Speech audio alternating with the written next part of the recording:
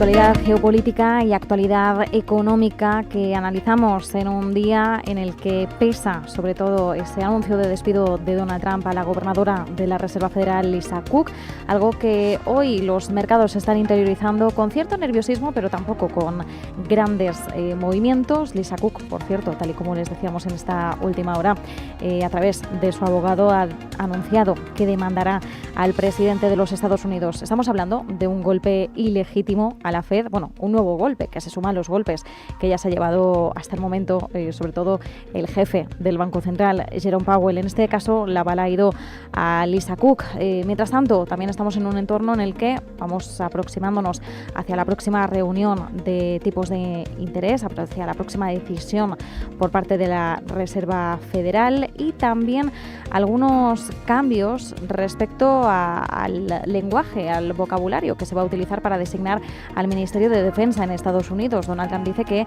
quiere renombrarlo a Ministerio de Guerra, mientras vemos también movimientos interesantes por parte del Pentágono que podría entrar accionarialmente en algunas compañías contratistas de defensa. Vamos a hablar de esto y también del arte de negociar aplicado por el líder surcoreano para evitar un momento Zelensky en el despacho Oval, y lo haremos con Christoph Kahler, profesor de la Universidad Carlemagne, e Iván Campuzano, economista. Christoph, Iván, muchísimas gracias a ambos por acompañarnos en este rato de tertulia. Un placer estar con vosotros. Bueno, muchísimas gracias. Iván, muchísimas gracias por unirte a este rato de tertulia. Acabamos de arrancar nueva temporada, así que también, Christoph, te agradezco que una temporada más nos acompañes. Vamos a empezar con el tema de Lisa Cook, porque es verdad que Trump no ha hablado en esta última hora y nos sorprende bastante que se haya mordido la lengua al respecto, pero claro, esto nos plantea nuevas dudas sobre hasta qué punto este es un golpe que busca también tumbar o poner en peligro esa independencia de la Fed, cuya credibilidad se ha puesto bajo cuestión, sobre todo desde la llegada de Donald Trump a la administración estadounidense. ¿Qué significa esto para la independencia de la Fed, Christoph?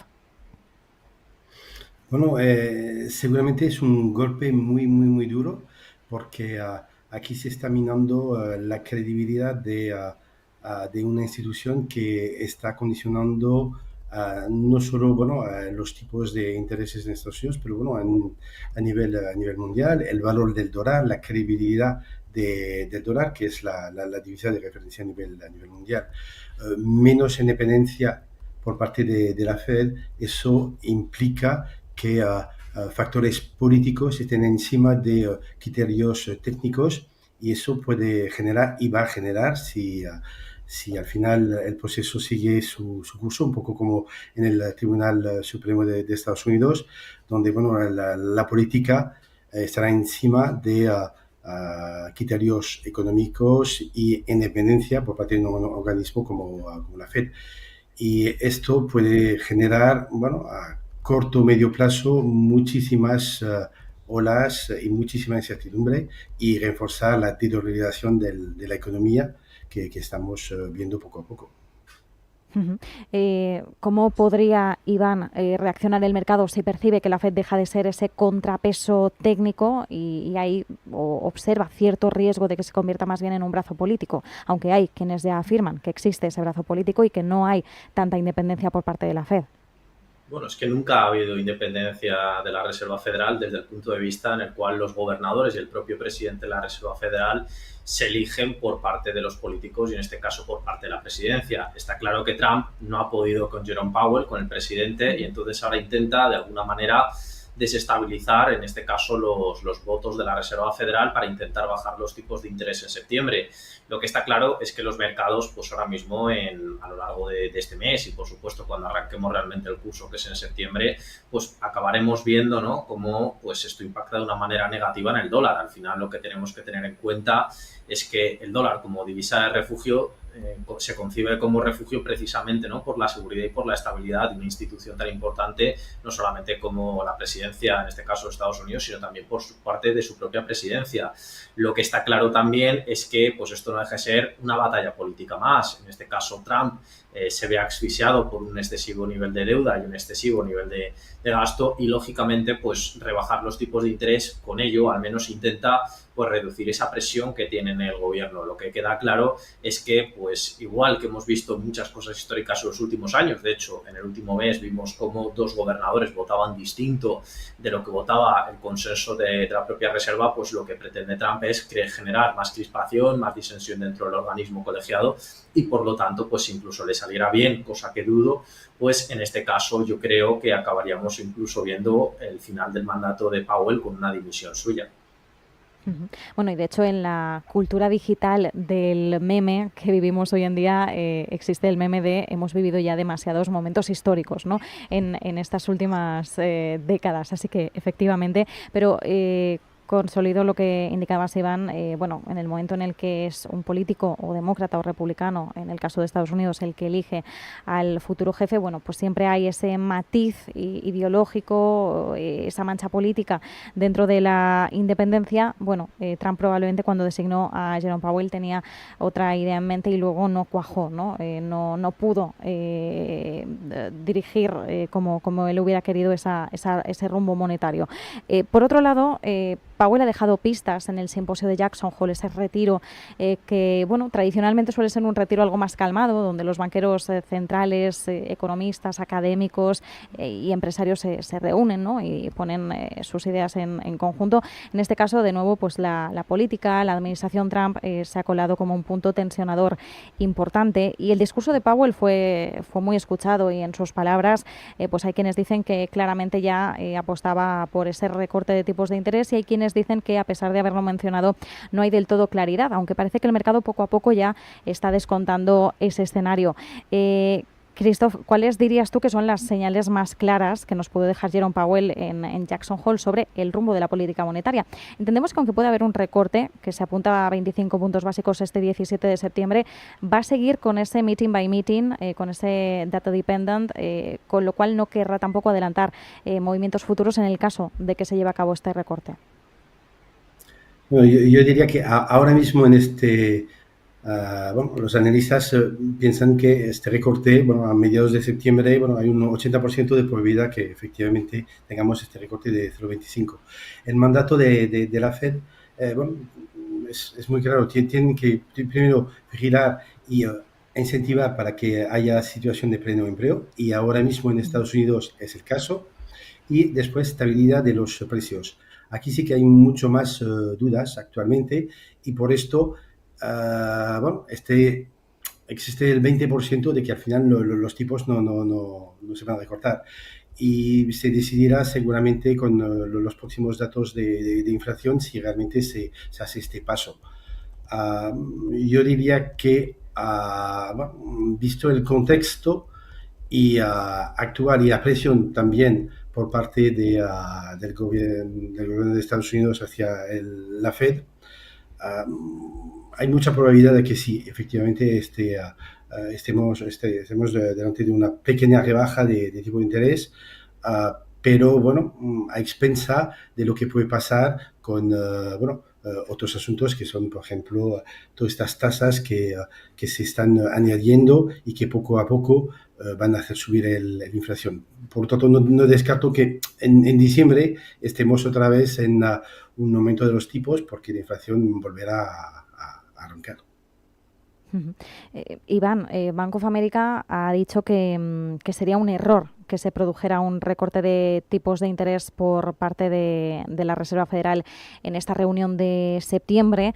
Me pregunto cuáles son las consecuencias, ¿no?, de que pudiera precipitarse ahora mismo el Banco Central estadounidense con un recorte que podría ser demasiado temprano, si estamos hablando de alivio a corto plazo o de unos riesgos de inflación más adelante, porque además en este doble mandato que maneja la Reserva Federal, ya hace un año, recordemos, en septiembre de 2024, bueno, está a punto de hacer un año, Powell nos sorprendía con ese recorte mega jumbo de 50 puntos básicos y, bueno, en ese momento alegaba motivos de debilidad del mercado laboral, algo que también se nos ha trasladado en este simposio de Jackson Hole. No sé si estamos viviendo también un poco la sensación de hace un año o aquí ya estamos hablando de un escenario bastante distinto. Yo creo que es un escenario completamente distinto. Es decir, al final siempre se le ha acusado a la Reserva Federal, lo primero de todo, de que tarda siempre en tomar decisiones, ya sea para subir los tipos de interés, bajarlos y a lo largo de toda su serie histórica. Es decir, no es al primero ni al último presidente que le pasará que por parte de la presidencia del gobierno de Estados Unidos o por parte del Congreso o del Senado se le mete presión. Tenemos que recordar, y yo creo que aquí mi compañero ha tenido pues la palabra más clara, al final tiene un doble mandato del empleo y de la inflación y no tiene otro objetivo. Entonces, en este caso, a la Reserva Federal le tiene que dar igual la deuda pública, le tiene que dar igual los planes de gobierno, le tiene que dar igual, incluso si fuéramos realistas, la opinión de Donald Trump, cosa que pues ya vemos que a día de hoy es prácticamente imposible, ¿no? Con su injerencia continuada.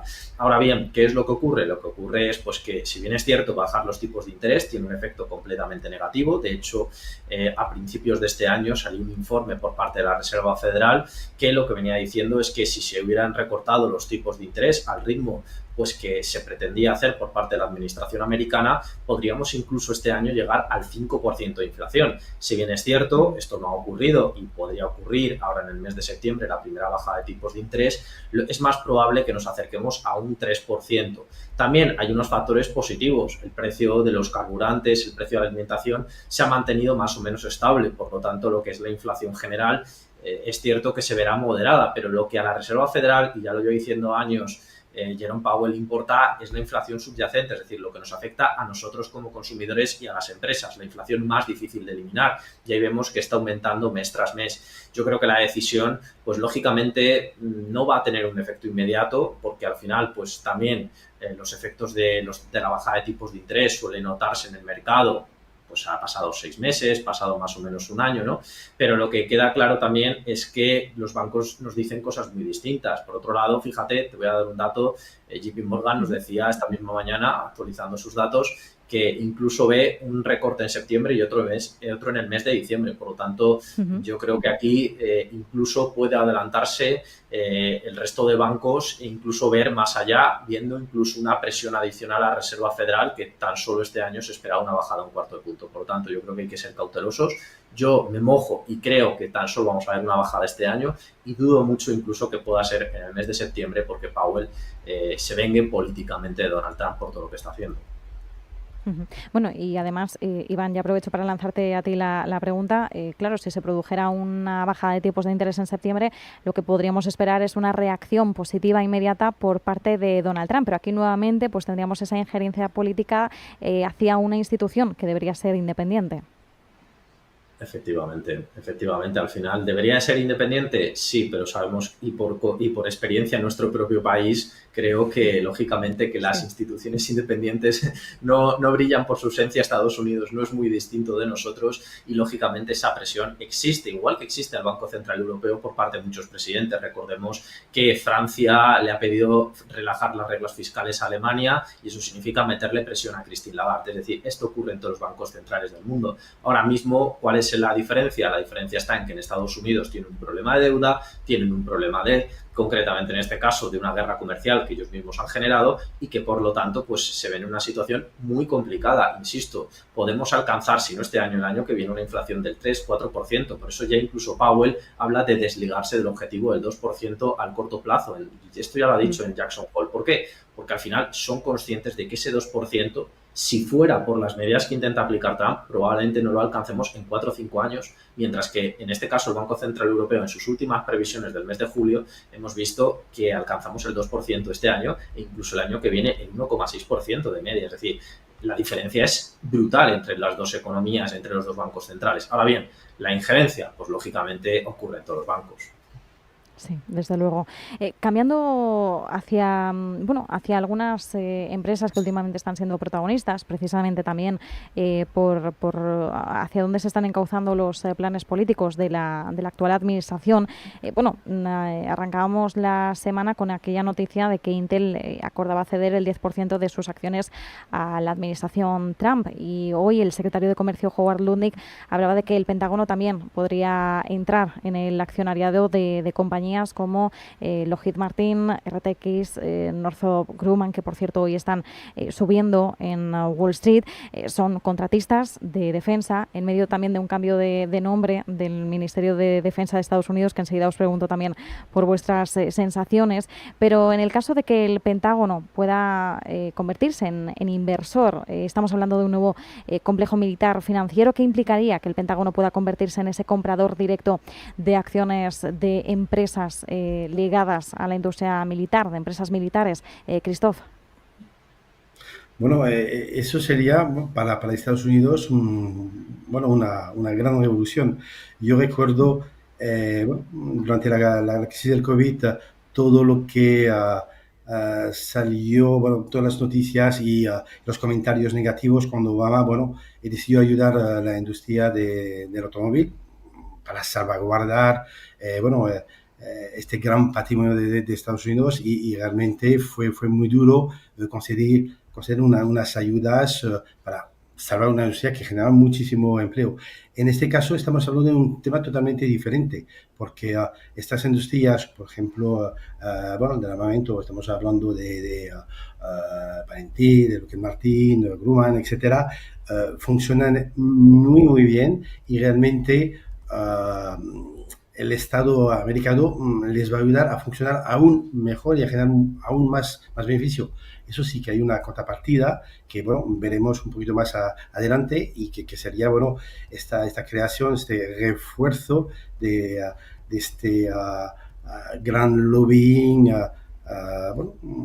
donde se mezcla armamentos, tecnología, big techs y amigos políticos. Por ejemplo, dentro del paquete podría estar también Palantir, que es una big tech que trabaja mucho para el Pentágono, dedicado al tema de espionaje, o a Boeing, que está en una situación un poquito complicada, pero compitiendo con Airbus y con bastantes problemas, y aquí podría también generar muchos otros problemas con, por ejemplo, Europa y todo lo que puede pasar con estas presiones que están poniendo en marcha la administración Trump para que los europeos y otros países compren armas americanas y además con subvención del gobierno americano. Es decir, que sería una revolución muy importante a nivel de Estados Unidos y de su concepto de liberalismo económico. Aquí estaríamos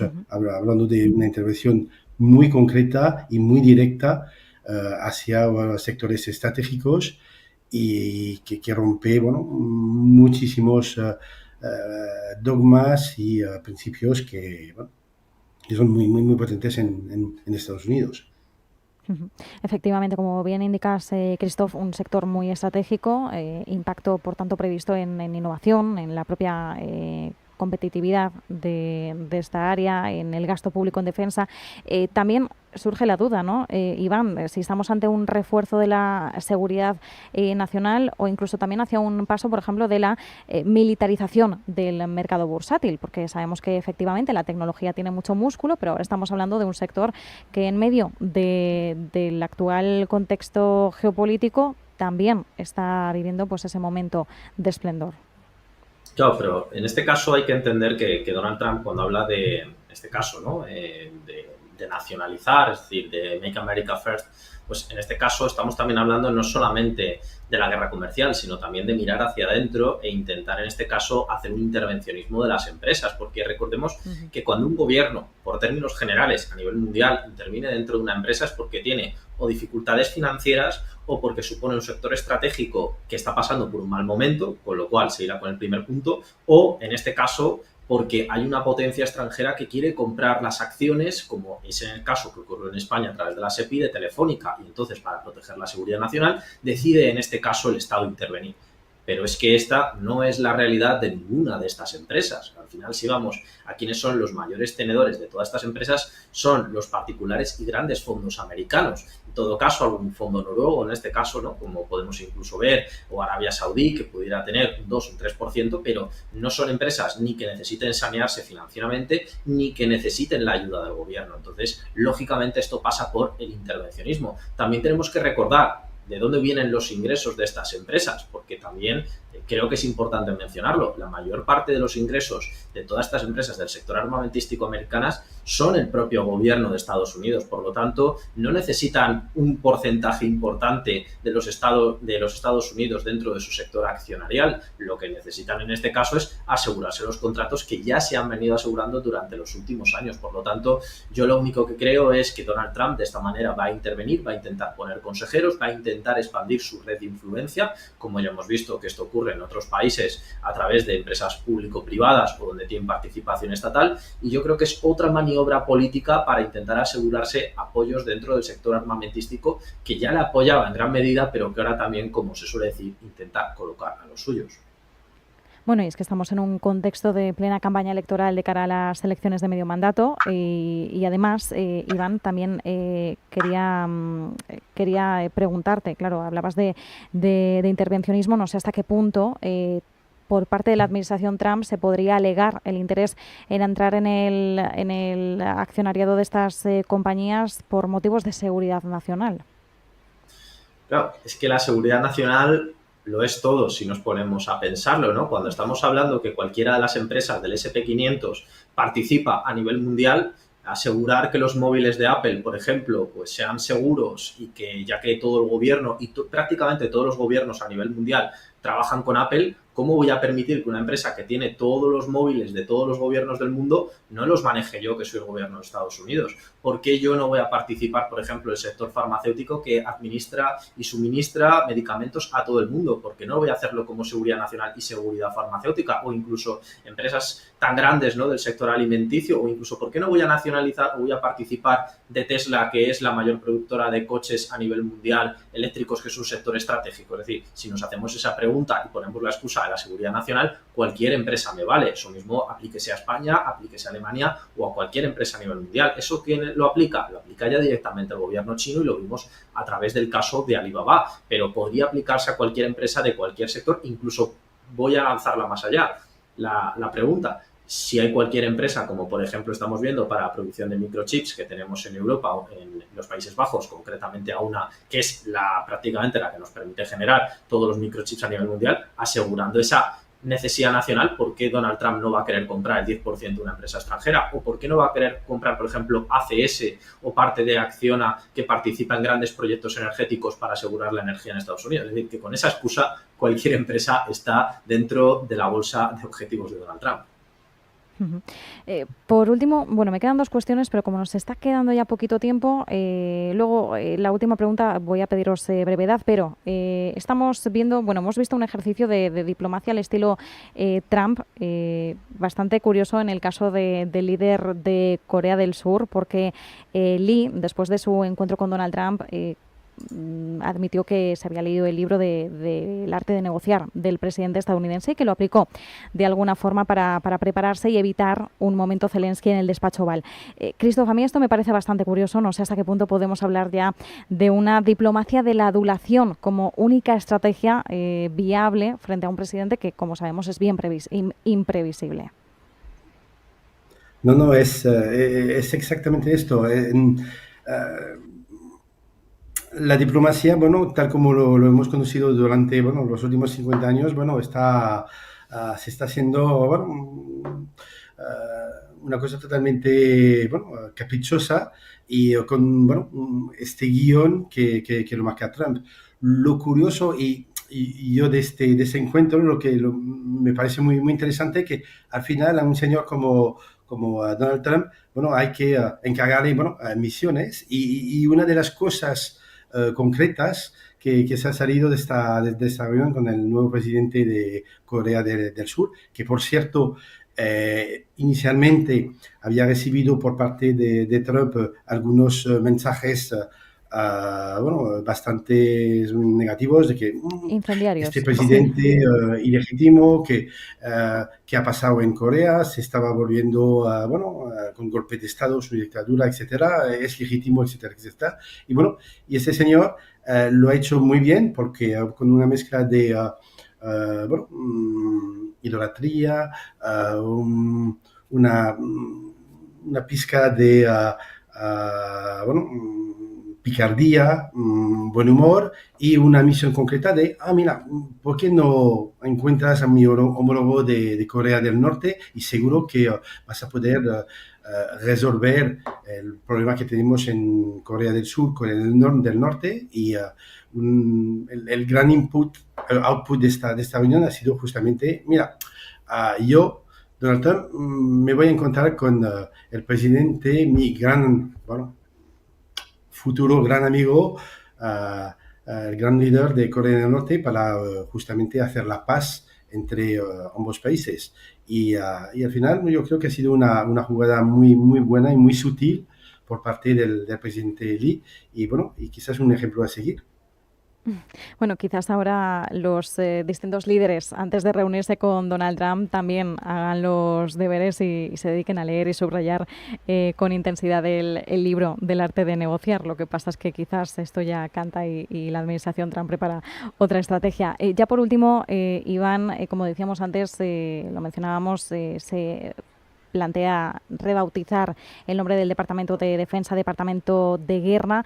Quedan 2 minutitos, pero me gustaría preguntarte si es un simple gesto o realmente hay un mensaje político, simbólico detrás al plantear este cambio. Pues fíjate que es totalmente contrario, ¿no?, a la política que ha querido Donald Trump, precisamente porque pretende llevarse el Nobel de la Paz próximamente, ¿no? Por lo tanto, suena cuanto menos extraño. Ahora bien, ¿cuál es la realidad? Que si nos vamos a la historia de Europa, la mayoría de los ministerios que conocemos como ministerios de defensa se llaman ministerios de la guerra o del arte de la guerra, ¿no? Entonces, ¿qué es lo que ocurre? Lo que ocurre es que se les cambió precisamente el nombre pues para sonar más soft, ¿no? Más friendly, más, bueno, nosotros no iniciamos guerra, solamente nos defendemos, ¿no? Y ese era el principio. Es una cuestión meramente cosmética. Yo creo que va en esa línea, ¿no?, de mostrar músculo, de que no le importa mostrar músculo militar cuando toca, pero a efectos prácticos, las competencias, que es lo importante, y el presupuesto no va a cambiar. Por lo tanto, creo que es una cuestión estética que se va a quedar en el cajón, al igual que el gran conocido por todos Golfo de América. Efectivamente, y además esto también recordaba, o al menos a mí me recordaba bastante, a los ministerios de 1984 de George Orwell. De hecho, por aquello de bueno, que el Ministerio de Guerra pues era el Ministerio de Paz era realmente el que se encargaba de los asuntos de guerra, ¿no? No estoy diciendo ahora que Trump quiera lanzar algún tipo de mensaje encubierto, pero bueno, sí que podríamos hablar de ese maquillaje, o quizás que Donald Trump considera que es hipócrita llamarlo Ministerio de Defensa, y como él es tan directo en su lenguaje, pues prefiere directamente ir al grano y decir, oye, que esto es de guerra, ¿no? Porque aquí de lo que hablamos es precisamente pues de algo más allá de lo defensivo, sino también de lo táctico y lo activo, no lo pasivo. Bueno, maquillaje de todas formas, pero sí que es verdad que es algo que da de qué hablar y que aporta análisis, y también quizás eso es lo que busca Donald Trump, que se hable de ello. Nos quedamos con estas conclusiones y este análisis. Muchísimas gracias a ambos por habernos acompañado este rato de tertulia. Christoph Candler, profesor de la Universidad Carlemany, Iván Campuzano, economista. Muchísimas gracias. Un fuerte abrazo. Hasta luego. Un placer.